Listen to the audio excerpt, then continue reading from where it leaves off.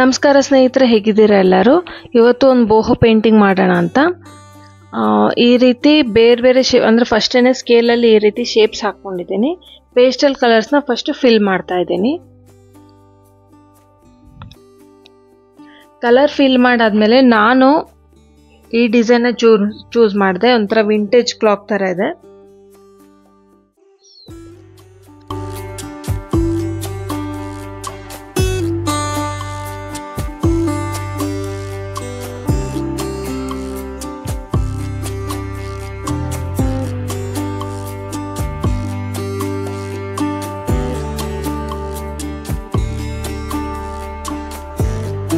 Flowers ಕೂಡ ಮಾಡ್ಬೋದು. ನನಗೆ ಯಾಕೋ ಈ ಡಿಸೈನ್ ಇಷ್ಟ ಆಯಿತು, ಇದನ್ನು ಮಾಡಿದೆ.